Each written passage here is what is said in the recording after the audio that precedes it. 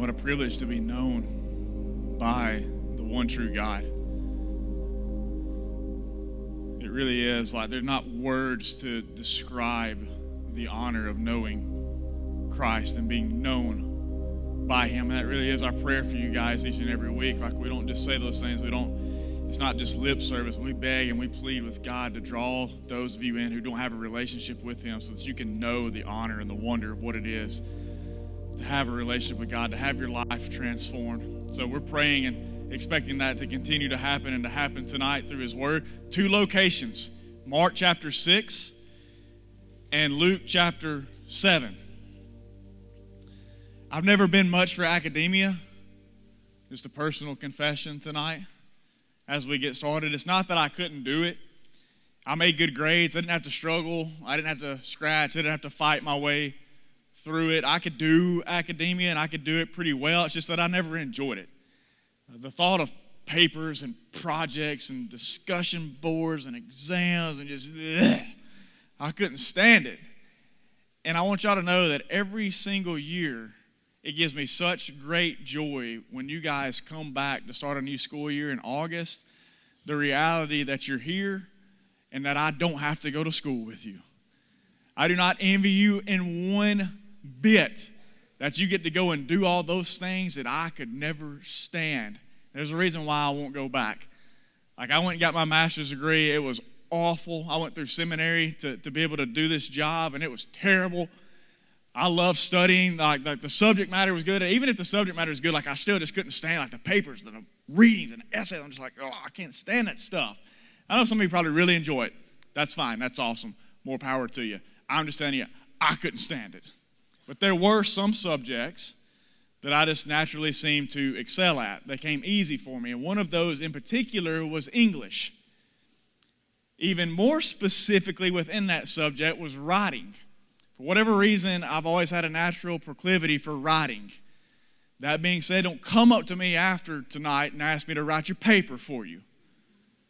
Ask ChatGPT. You can take care of it. But I can remember my freshman year at UNI had a freshman comp class.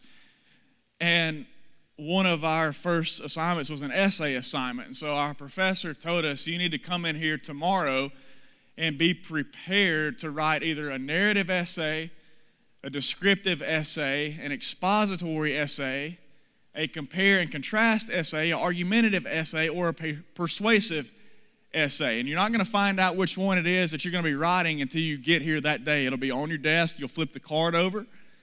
It'll tell you which one that you're supposed to write. It'll have the topic on there, and then you write the essay.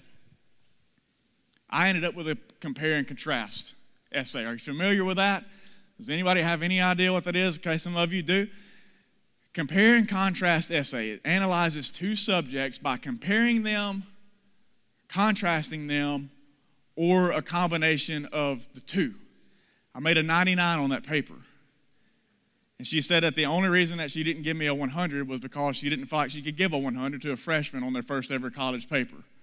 I was like, I don't really know if you can do that or not, but it's a 99. I'll take it. We'll call it good. It always came natural for me, that side of academia. And I tell you all that to say that we're going to do some comparing and contrasting tonight. Two narratives of two accounts that involves Jesus interacting with people. Both contain a similarity, but both have major contrasts to each other built around them. So Mark chapter 6, we find our first narrative in verse 1. God's word says that he went away from there, talking about Jesus, and came to his hometown, and his disciples followed him. And on the Sabbath he began to teach in the synagogue, and many who heard him were astonished, saying, where did this man get these things?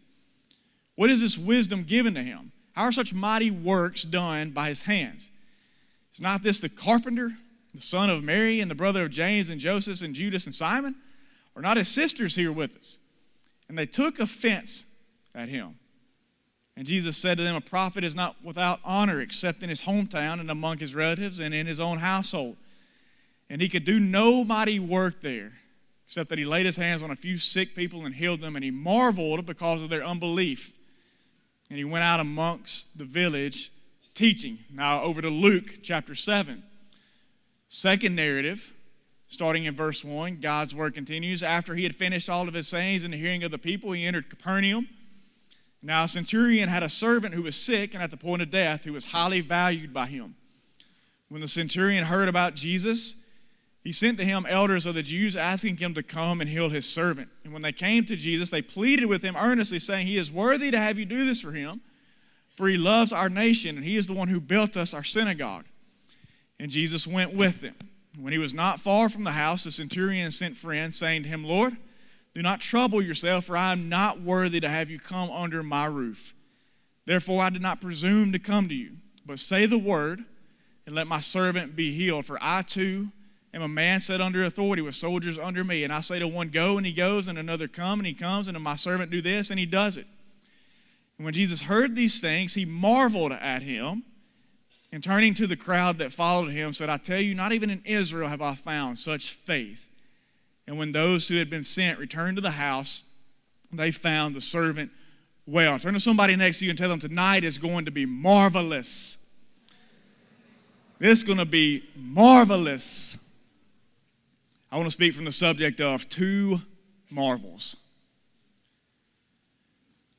All throughout the Bible, we see people marveling at Jesus.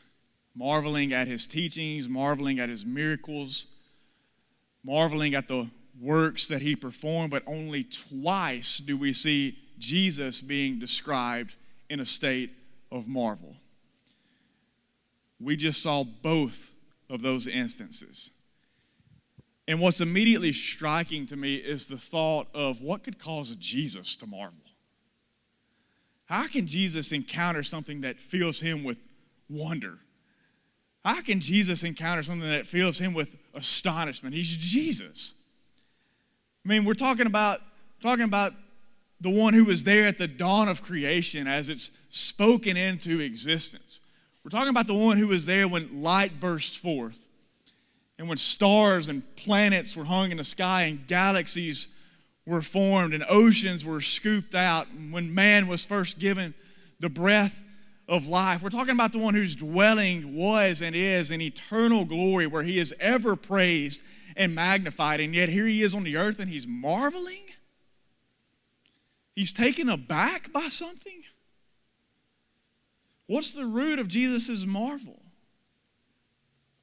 Two narratives, comparative in that both have caused Jesus to marvel, but contrasting in their cause that has produced it. So I want to show you two marvels that Jesus had, and I believe that he still has today in our lives. The first one is this, the marvel of unbelief.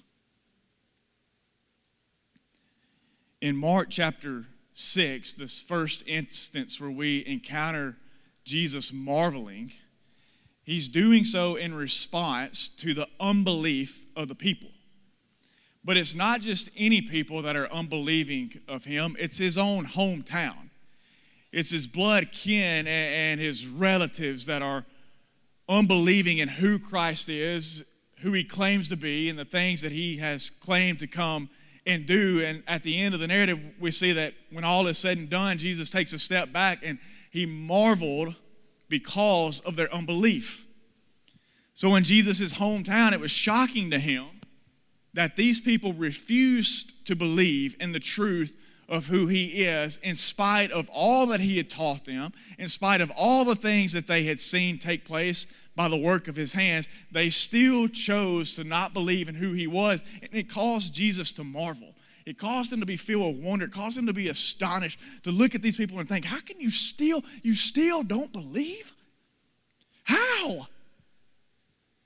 How can you not believe that I am who I say that I am? How can you not believe that out of all of God's miraculous plan, he sent me to be born here amongst you people in this specific town, in this obscure little nothing part of the world, and you still won't believe? This is astonishing. This is amazing. Your level of unbelief is filling me with a sense of wonder.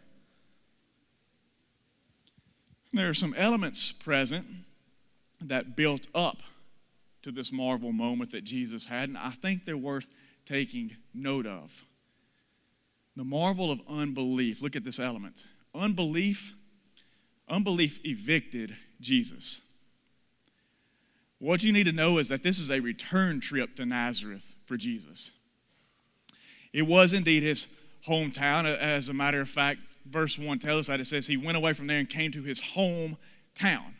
This was indeed Jesus' hometown, but he had previously been rejected and removed by these people. Now, we got to go to Luke chapter 4 to see this, and I'm just going to take an excerpt of Scripture. You don't have to turn there, but it says that he came to Nazareth, where he had been brought up, or where he had been raised, where he had been born. And as was his custom, he went to the synagogue on the Sabbath day, and he stood up to read. At this point in time, Jesus has grown up. Yes, he came to the earth as a baby, but let's be reminded that he grew up into a man. Jesus doesn't forever stay a little baby tucked away in the manger with no crib for a bed. He grew up. And he's starting his ministry, and he's starting it right there in his hometown. And he's standing up and he's teaching in the synagogue. And all spoke well of him and marveled at the gracious words that were coming from his mouth. And they said, "Is not this Joseph's son?" Can you hear the parallels? And he said to them, "Doubtless you will quote to me this proverb, 'Physician, heal yourself.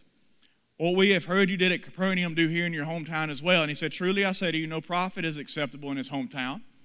But in truth, I tell you, there were many widows in Israel in the days of Elijah, when the heavens were shut up 3 years and 6 months, and a great famine came over all the land. And Elijah was sent to none of them, but only to Zarephath in the land of Sidon, to a woman who was a widow. And there were many lepers in Israel in the time of the prophet Elisha. None of them was cleansed, but only Naaman the Syrian." So Jesus is quoting some Israelite history, talking about how they have always rejected the prophets that were sent to them. When they heard these things, all in the synagogue were filled with wrath, and they rose up and drove him out of the town, brought him to the brow of the hill on which their town was built, so that they could throw him down the cliff. But passing through their midst, he went away. So when Jesus first initiated his ministry in his own hometown, these people became so enraged at the things that he was saying and the claims that he was making that they kicked him out of the synagogue, drove him to the edge of the cliff that the town was built on, trying to push him off of the edge. But because it wasn't the right time for him to die, he simply just walked right through him and moved on down the road and began ministering in all the other surrounding areas.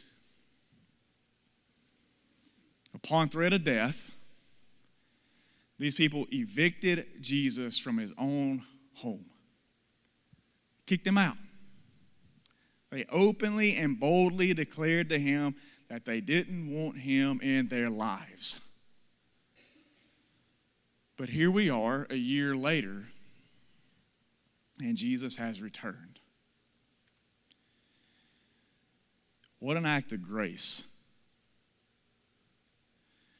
Aren't you thankful for a Savior who, even when your life declared, "I don't want you around," in grace, he kept showing up? That's a good God. But in unbelief, these people said, "Jesus, we don't want you. Get out."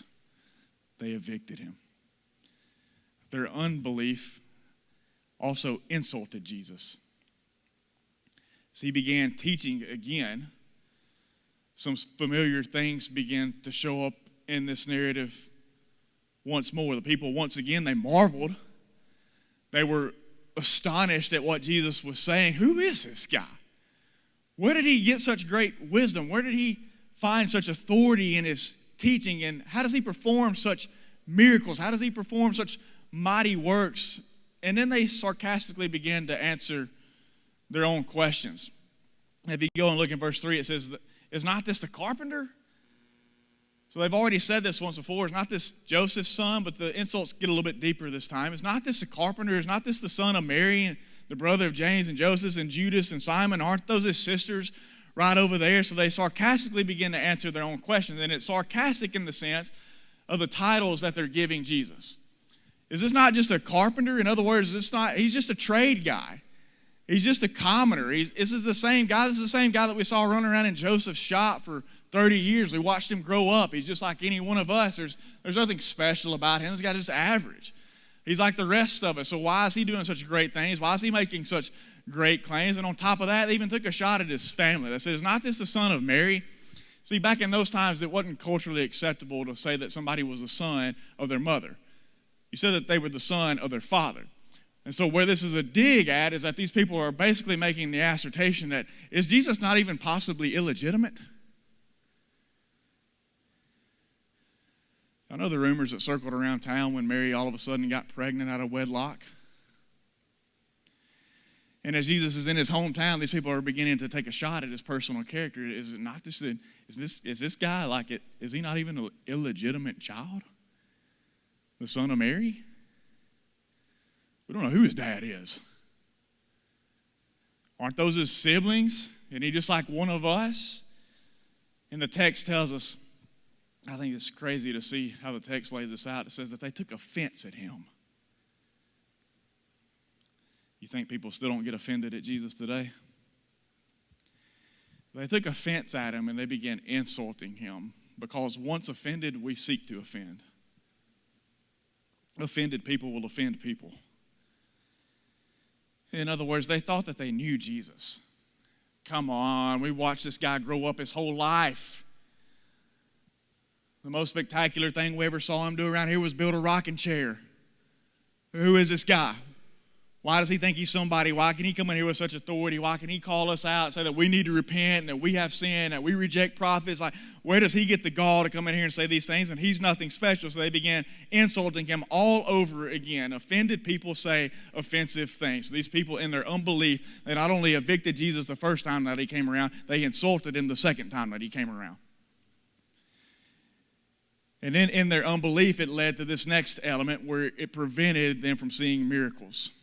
Their unbelief prevented miracles. So if you go back and look in verse 5 of the text, it says that after they finished all their insults, Jesus takes it all in. And verse 5 just gives us this tidbit of information. It says that he could do no mighty work there, except that he laid his hands on a few sick people and he healed them. Verse 5 brings about a chilling reality of what unbelief does. Unbelief limits and even prevents in ways God's movements and miracles in our lives.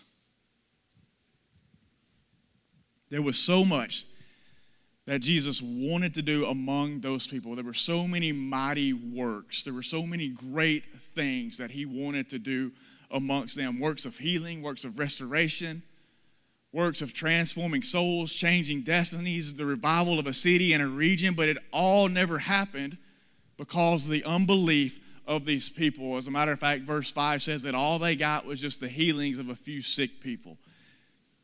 And the way in which it's written leaves us kind of hanging on the edge, like there was so much more that he wanted to do.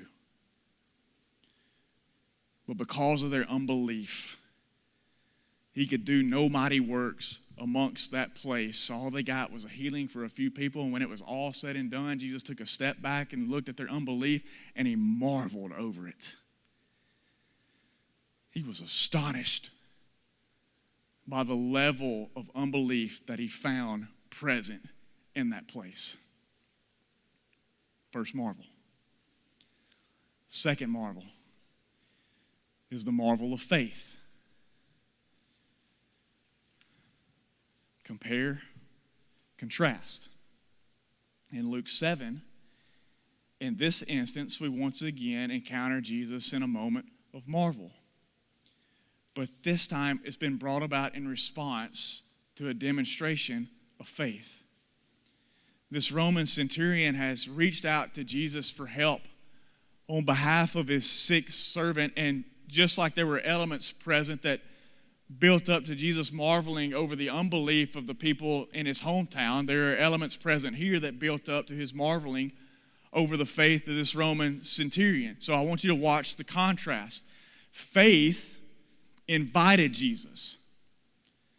So where unbelief evicted and told Jesus that we don't want you here anymore, faith actually invited him in. So in Luke chapter 7 and verse 3, the text tells us that when the centurion heard about Jesus, he sent to him elders of the Jews, asking him to come and to heal his servant. So this man had heard about Jesus. He had heard about the things that he had done. He had heard about the way that he had healed other people in different towns. And when he heard that Jesus was around his area, he sent people to ask him if they would come to his house on behalf of his sick servant. So already this man's faith is on display because he believes Jesus can help and heal his servant. It's the whole essence of him reaching out to ask for help to begin with, is because deep down inside he already believes that this man truly can do something about this situation and circumstance that nobody else seems to be able to help. That's what faith does. Faith invites and welcomes the presence of Jesus. It pleads with him to enter into the place or the situation or the circumstance that we find ourselves helpless and hopeless in. And it's not satisfied with any other result other than him showing up. Faith invites the presence of Jesus into its life. It's the exact opposite of unbelief. Unbelief says, Jesus, I don't want you here. You're not welcome here. Go anywhere else other than here. Faith says, Jesus, I need you here. I want you here. I have to have you here. Faith invited Jesus. But his faith also honored Jesus. Where unbelief insulted Jesus, this man's faith honored Jesus. If you go back to the text and look in verse 4, it says that when they came to Jesus, so these people that this Roman centurion had sent on behalf, they were actually Jews, the very people that were rejecting Jesus, like in his hometown. And here's a Roman, here's a Gentile. He has no idea about prophecy. He has no idea what it is that Jesus has come to do and how he has come to make a way for all people to come to know salvation in him. And yet he's demonstrating more faith in the very people that God came to begin with. And so he sends these people on his behalf saying, go and ask Jesus if he'll come here. And when they came to Jesus, they pleaded with him earnestly saying, he's worthy to have you do this for him, for he loves our nation and he is the one who built us our synagogue. So they're telling Jesus, this guy, he's not one of us. He's not a Jew. He's a Roman. But you really need to come and do this because he's a good guy. Like he has helped us. He has not oppressed us. He's given his consent on the construction of the synagogue. He's watched over us. He's made sure that we were treated fairly. So you really need to come and do this for this guy because he's done a lot to favor us. And Jesus went with him, not on the reasons that they were basing it off of. Jesus went with him, and when he was not far from the house, the centurion sent for him, saying to him, Lord, do not trouble yourself, for I am not worthy. What did the Jews say of this guy? He's worthy to have you come and do this for him. Yet before Jesus ever gets there, he sends the messengers back, and he says, you tell them I'm not worthy to have him come to my house. I don't deserve this. He said, I didn't even presume to come to you myself. Just say the word and let my servant be healed. For I too am a man set under authority with soldiers under me, and I say to one, go, and he goes, and to another, come, and he comes, and my servant do this, and he doesn't. This man so honored Jesus. This man so respected and so recognized his lordship that before Jesus ever even got to his home, he sent messengers telling him, I'm not worthy to have you come here. In other words, Jesus, I'm not worthy of you. I don't deserve your presence in my house. I don't deserve your presence in my life. I appreciate the fact that you've come this far. But don't trouble yourself with coming any further. I'm not worth your time. I'm not worth your effort. I'm not worth your energy. Just in faith, his faith continues to pour out. Just in faith, just say the word from where you're at. And I believe that even that can heal my servant. In unbelief, the other people took offense at Jesus. They mocked, they degraded, they scoffed, they made fun of. But in faith, this man said, I wouldn't even presume to walk up to you because of who you are and because of who I know myself to be. That's honoring the holiness of God. That's understanding how great and how awesome and how mighty he is and how wretched we are in our filth and in our sin apart from his righteousness, that we can't just go flippantly, la-di-da, skipping up, hey, Jesus, you want to come to my house and heal my servant? I'm worthy to have you do it. This man understood this was the holiness of God. And he says, I'm not worthy, but please, if you would just speak the word, I know my servant will be healed. He understood authority. As a matter of fact, he gave an example of it. He says, I have authority that's been given to me, and I understand how much my servants consider my word when it's spoken. They don't question, they just do it. And if I have that kind of authority as a little nothing Roman centurion, then how much greater is your authority as the Son of God? That's honor. That's honor. That's putting Jesus in his right position. That's giving Jesus right priority. That's what faith does. It honors Jesus. It understands who we are in light of who he is, and it bows before him and says, I'm not worthy. But if you'll still help, I would love for you to do so. If you'll still look past my filth, if you'll still look past my shame, if you'll still cover my unrighteousness, I'll gladly receive it. This man honored Jesus. Faith invited Jesus, it honored Jesus. And because of faith, they saw miracles. Where unbelief prevented and limited the mighty works of Jesus, faith saw mighty works of Jesus. This man's faith marveled Christ, and as a result, his servant was healed. But beyond that, it opened up the door for other mighty works to be done by him. If you were to look back in the text, you get down to verse 11. We stopped in verse 10. But if you read just the first two words in verse 11, it says, soon afterwards, what he did was he went to the next town and he encountered a funeral of a woman who had just lost her only son, and he raises the son back to life. So not only did this man's faith open up the door for a miracle to take place in his life, it opened up the door for God to do an even greater ministry in the surrounding area. Soon afterwards, he went to the next town over, did something miraculous, raised a dead man back to life. And if you were to get to the end of that narrative, you would see that word about Jesus spread throughout the entire region. Mark 6, the unbelief of God's people only got a few sick people healed. The faith of a centurion led to them seeing healing of his servant, the raising to life of a young man, and a whole region ignited by God's movements and workings. And once again, Jesus stepped back, looked at this man, and marveled at his faith. Faith marveled Jesus. He was like, wow, look at this guy. He turns around and tells the disciples, hey, guys, look, you see this? Remember where we just left? Nazareth? That was a circus, wasn't it? Look at this guy. He's not even a Jew.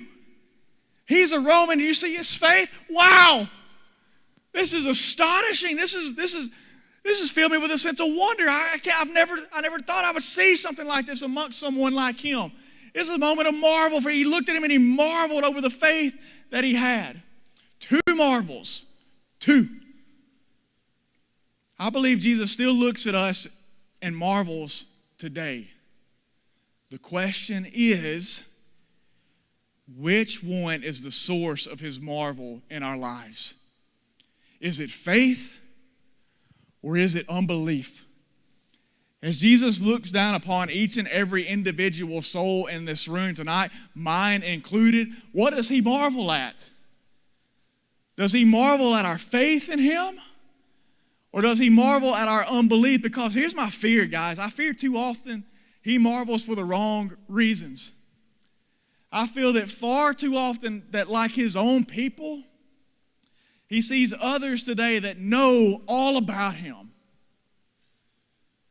Maybe they were raised in a godly home. Maybe they've heard prayers. Maybe they've even seen them answered. I think he looks down today and he sees people that have sat under great biblical teaching. And week in and week out, they've heard of his grace. They've heard of his love. They've heard of his mercy. They've heard of his forgiveness. I think he looks down and he sees people who week in and week out have seen and are aware of his provision and his protection over their lives, and yet they still want nothing to do with him. And I think he marvels at our unbelief at times. I think he steps back and he's like, you still don't believe? How? How can you not still believe? How can you not see and acknowledge all the things that I've brought about in your life? How can you hear my voice day in and day out and still resist and still reject? How can you be so familiar and yet so doubtful? Let me give you a warning. Nazareth is a warning. It's a warning that familiarity breeds unbelief. That we can get so familiar with Christ, but never actually know Christ. For the unbelieving soul. Now, I think there's an unbelief that exists amongst the church as well. Amongst those of us who are believers, there are times when we still have unbelief also. There are times, whether we want to admit it or not, that we still want nothing to do with Jesus. There are areas of our life that we say that are off limits. There are things that we still want to control. There are things that we still want to keep underneath our command and our rule. There are times when we still look at Jesus and we say, I may have declared you Lord over my life, but I don't want you right here. I don't want you in these places. I don't want you making these decisions. I want to handle these things myself. We're just as guilty at times saying we don't want your presence here. We're just as guilty at times of denying and doubting who he really is and what he can really do. We got mountains, we got strongholds, we got things that we're uncertain about. And we say that we trust God. We say that we're a people of faith. And yet at night we can't sleep. We toss and we turn. We worry and we stress. We're on medication. We're taking pills. We're doing anything that we can to numb the uncertainty and the anxiety and the stress. But we believe in faith. Our unbelief, though, is overruling that faith. And here's the thing, here's the danger of it. With our unbelief, we begin to hinder and we begin to quench and we begin to stifle the movements and the mighty works of God. That's why there's no place for unbelief. There's going to be doubt sometimes. Jesus never condemned doubts. Thomas doubted. He didn't condemn him. He put him off to the side and gave him some encouragement, gave him some confidence. But unbelief, he said, that does not belong amongst my people. When you're full of unbelief, you quench my work. You stifle my movements. You hinder my mighty works that he desires to do among us. And sure, we get to see a glimpse of things every now and then. We get like the people in Nazareth. We get a few healings.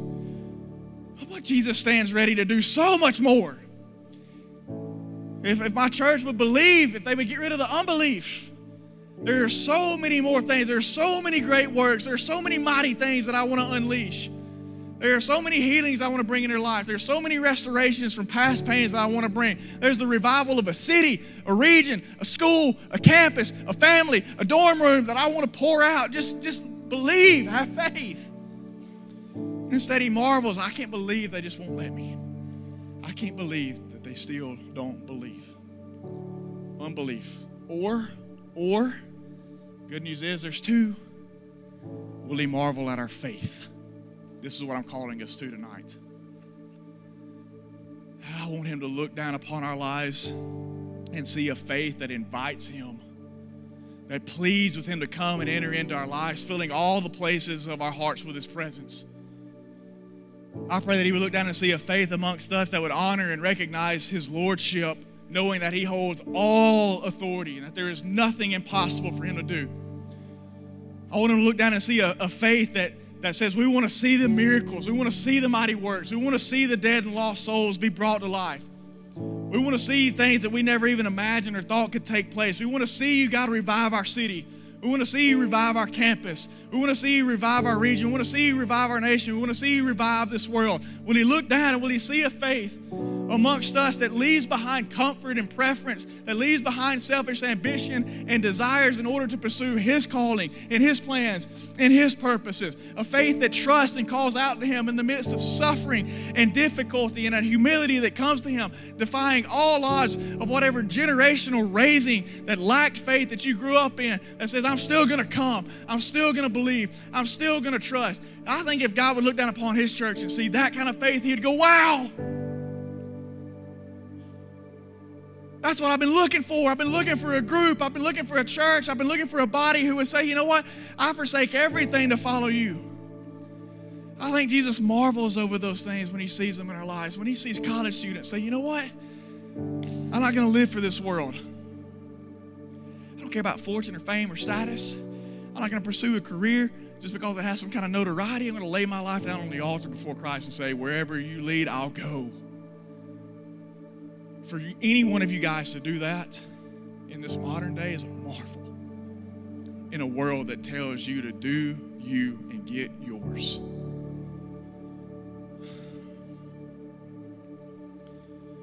I want Jesus to look down upon this faith and see us laid down before him, saying we're not worthy, but if you will, take us up and use us. We'd love to be your instruments of righteousness. I want heaven to look down upon Underwood Baptist tonight and see you young men and women and go, wow, look at that. A generation on the rise. Maybe the last one to see a revival and an awakening sweep across the globe. Will he look down tonight and say, whoa. It's our choice. Two marvels. Unbelief, faith.